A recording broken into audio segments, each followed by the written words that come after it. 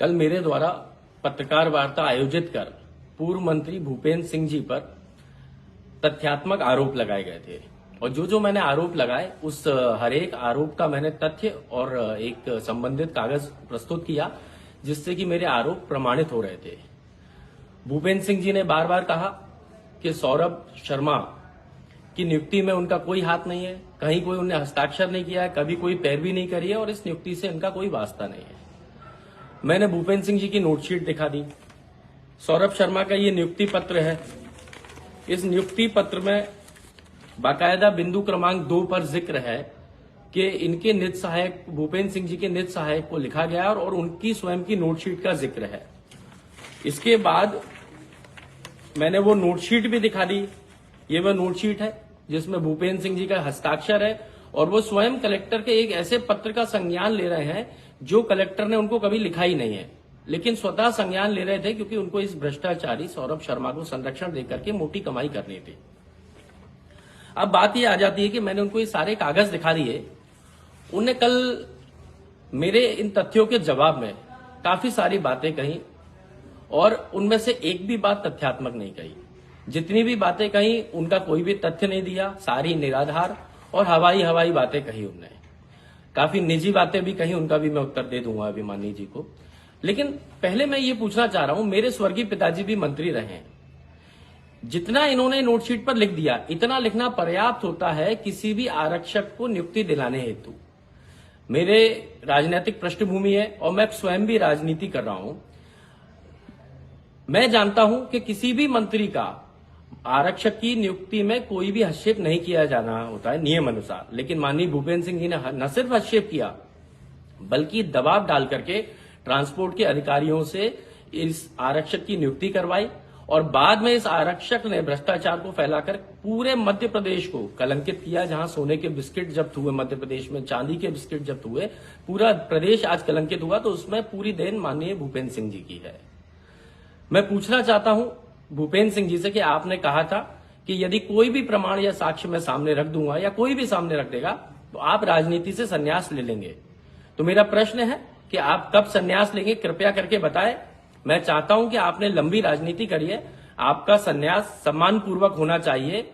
तो मैं स्वयं आपके संन्यास में शामिल होने आऊंगा और मैं आग्रह करूंगा कि आप सम्मानता से संन्यास ले लें, नहीं तो आपको बेइज्जती पूर्वक पार्टी से बाहर निकाला जाएगा भ्रष्टाचार के आरोपों में। मैं अपने सभी पत्रकार साथियों से मैं चाहूंगा कि वो भूपेंद्र सिंह जी से ये पूछें कि जो कागज और जो मैंने तथ्य दिखाए हैं उन पे वो बात क्यों नहीं कर रहे हैं, उनका वो उत्तर क्यों नहीं दे रहे हैं। बाकी तमाम वो खुद के परिवार के, उनके बब्बा, उनके अब्बा, उनका सबका बताया, उनने मेरे भाई का सब चीजों का बताया, लेकिन उन कागजों के बारे में कोई भी विश्लेषण नहीं दिया।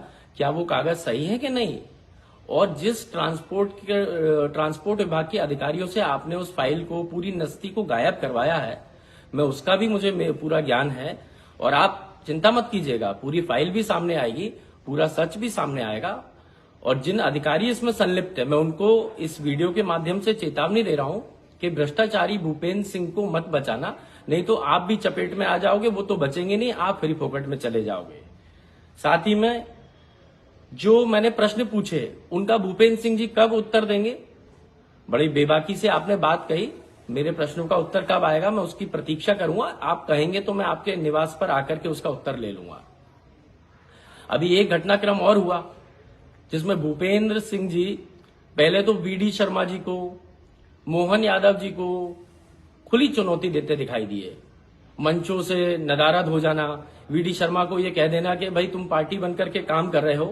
उन्होंने काफी बड़ी बड़ी बातें करी, तो मुझे लगा भूपेंद्र सिंह काफी दमदार नेता है। मुझे लगा, मैंने कहा दम है इस नेता में। लेकिन आपकी कितनी जल्दी हवा निकल गई। 15 तारीख को आपने चिट्ठी लिखी और वापस वीडी शर्मा जी के गुणगान करने लगे चिट्ठी में। आपकी या तो बोलने की दम मत रखो, और बोल रहे हो तो उस पर टिकना चाहिए। भूपेंद्र सिंह जी, आपकी इतनी जल्दी हवा निकल गई। कम से कम गिड़गिड़ाते तो नहीं, ऐसा लग रहा था कि जैसे कि वीडी शर्मा जी कोई नेता नहीं, कोई आपके ईश्वर हो गए। आप एकदम गिड़गिड़ा कर उनकी प्रशंसा कर रहे थे और उस चिट्ठी में साफ झलक रहा था कि आप कितने घबराए हुए हैं। कल की प्रेस वार्ता में भी जो आपने बातें कही, मैंने बड़ा गौर से देखा। आपकी कई बार जबान लड़खड़ा रही थी, आप जो आरोप लगा रहे थे उसमें स्पष्ट प्रतीत हो रहा था कि आप काफी घबराए हुए भूपेंद्र सिंह है। वो भूपेंद्र सिंह नहीं है जो जब पहले मंत्री होकर के बेबाकी से बात बोलते थे। तो मेरा यह कहना है इसमें कोई डरने की बात नहीं है। जो आपने कुकर्म किए हैं वो सामने आएंगे, उनको सामने लाने की दायित्व मेरा है, पूरी मेरी कांग्रेस पार्टी का है। अभी मैंने एक फाइल खोली है, इसके बाद मैं आपके सेंट्रल पार्क राजेश शर्मा से जुड़े हुए सब जो प्रकरण है वो भी खोलूंगा, गैमन से जुड़े हुए प्रकरण भी खोलूंगा, और भी जो जो चीजें आएंगी, सोने के बिस्किट से आपके क्या ताल्लुकात है, मैं सब खोलूंगा एक एक करके। आप उसमें चिंतित मत रहिएगा। और आपने जो वीडी शर्मा जी से आग्रह किया है कि आपकी डेड बॉडी भी भाजपा के झंडे में लपेट करके जानी चाहिए, तो मेरा भी वीडी शर्मा जी से आग्रह है कि भूपेंद्र सिंह जी ने मध्य प्रदेश के सबसे बड़े भ्रष्टाचारी सौरभ शर्मा को नौकरी देकर के जन्म दिया है। तो कृपया करके आप अपने भाजपा के झंडे को कलंकित मत कीजिएगा और भूपेंद्र सिंह जी को उस झंडे को छूने के भी मत दीजिएगा। उनकी बॉडी को, मुझे लगता है वो इस के काबिल नहीं है कि उनकी बॉडी इस झंडे में लपेट कर जानी चाहिए। हालांकि मैं आशा करता हूं कि भूपेंद्र सिंह जी लंबा जिए, क्योंकि आप जब लंबा जिएंगे तभी हम आपकी पोल खोल पाएंगे। मैं चाहूंगा कि आपकी उम्र बहुत, ईश्वर आपको लंबी उम्र दे। साथ ही में आपने कुछ व्यक्तिगत आरोप लगाए। मुझे एक हास्य कलाकार आपके अंदर छुपा हुआ दिखाई दिया। मुझे लगता है भूपेंद्र सिंह जी एक अच्छे हास्य कलाकार भी हैं, क्योंकि कल आपने प्रेस के समक्ष ये कहा कि मैंने, यानी कि हेमंत कटारे ने भोपाल से गुंडे ले जा करके भिंड में बूथ कैप्चरिंग करवाई। आज तक ये तो सुना था कि भिंड से गुंडे देश में पूरे कहीं पर भी जाते अपनी दबंगाई दिखा सकते हैं। ये मैं पहली बार सुन रहा हूं कि भोपाल के गुंडे भिंड में जाकर के बूथ कैप्चरिंग कर ले। मुझे लगता है इस पर आपके पार्टी के लोग भी हंसेंगे, और यदि आप पुनर्विचार करेंगे तो आपको भी हंसी आनी चाहिए। आप तो गृह मंत्री हैं, आपकी सरकार भी थी, भारतीय जनता पार्टी की सरकार थी जब मैं चुनाव लड़ा था। भोपाल के गुंडे जाके भिंड में बूथ कैप्चरिंग कब से करने लगे? मुझे थोड़ा सा इसमें थोड़ा सा विस्तार से बताएंगे तो बड़ा अच्छा लगेगा, क्योंकि बड़ी हास्यपद बात थी। आपने काफी सारे व्यक्तिगत आरोप लगाए, उनपे भी आपको मैं उत्तर दे देता हूं। आपने सुधीर शर्मा जी का बोला कि मैंने पहले पत्र लिखा उनके बारे में और बाद में उस बात का खंडन कर दिया। तो मैं आपको बता देना चाहता हूं माननीय, मैंने आज तक कभी भी सुधीर शर्मा के संबंध में कोई खंडन नहीं किया है। मैंने माननीय मुख्यमंत्री जी को पत्र लिख के सुधीर शर्मा जी के बारे में पूछा। आपके पार्टी के मुखिया डॉक्टर मोहन यादव जी आज तक उसका जवाब मुझे नहीं दे पाए हैं। आज भी प्रतीक्षा कर रहा हूं, और आपके अंदर थोड़ी भी हिम्मत हो तो आप मेरे पत्र को रिट्वीट करके कहिएगा कि अभी तक विपक्ष को मेरे उस पत्र का जवाब नहीं मिला है, तो मुख्यमंत्री जी शायद आपकी बात को सुन करके जल्दी जवाब दे पाए। दूसरी बात, आपने मेरे केस के बारे में कहा, आप बाकी केसों का जिक्र करना भूल गए। आप जब गृह मंत्री थे तब मेरे ऊपर 6 झूठे केस लगे थे। सिर्फ एक का क्यों बता रहे हो आप? सारे 6 के 6 का बताओ कि कैसे आपने SC/ST एक्ट के केस लगवाए, कैसे अपहरण के लगवाए, कैसे रेप के लगवाए, कैसे आपने बहुत सारे केस लगवाए, भोपाल में लगवाए मारपीट के, सारे झूठे। और झूठे कहने वाला मैं नहीं हूं, ये माननीय न्यायालय का निर्णय है कि वह सारे केस झूठे थे। आप गृह मंत्री रहते हुए मुझे लगता है आप मध्य प्रदेश के सबसे नपुंसक गृह मंत्री होंगे जो अपने भतीजे के उम्र के व्यक्ति के ऊपर 6 झूठे केस लगवाए। मैं आपकी इस नपुंसकता को भी सलाम करता हूं, और मुझे लगता है आप जैसा नपुंसक गृह मंत्री शायद ही कभी मध्य प्रदेश को मिल पाएगा। दूसरी, आपने कोई FSL रिपोर्ट का भी जिक्र किया कि वो पॉजिटिव हो गई, नेगेटिव हो गई। ये कोई वीडियो गेम तो चल नहीं रहा है भूपेंद्र सिंह जी कि एक बटन दबाया पॉजिटिव, एक बटन दबाया नेगेटिव। माननीय उच्च न्यायालय के निर्णय का भी आप सम्मान नहीं कर रहे हैं, और कोई पॉजिटिव रिपोर्ट हो तो उसको सामने रख दो। मेरा भी आपसे आग्रह है कि कौन सा कागज है, थोड़ा सा मीडिया भी देख ले, थोड़ा मैं भी देख लूं, क्योंकि आपने मुंह से तो बहुत बातें कही लेकिन कागज आपके पास एक भी चीज का नहीं था। कल आपका चेहरा बता रहा था कि आप पूर्ण रूप से होपलेस हो चुके हैं। क्या बोल रहे हो, क्या कर, आप अपने पिताजी की आप वो बता रहे हो कि उनने क्या दान किया, उनने कितने करोड़ों की संपत्ति दान करी। मैं आपके पिताजी से, मुझे दुख है कि वो आपके अंदर संस्कार दान नहीं कर पाए। यदि थोड़े संस्कार दान कर देते तो वो ये बता देते कि बेटा व्यक्तिगत आरोप नहीं लगाते हैं, ऐसे बिना तथ्य के तो कम से कम नहीं लगाते हैं। और आप ये मत समझिएगा व्यक्तिगत आरोप मैं नहीं लगा सकता। आपके अब्बा, आपकी अम्मी, आपके बेटे, बहू, भतीजे, सब पे मैं लगा दूंगा, और डंके की चोट पे लगा दूंगा। ये भी ध्यान रखना भूपेंद्र सिंह जी।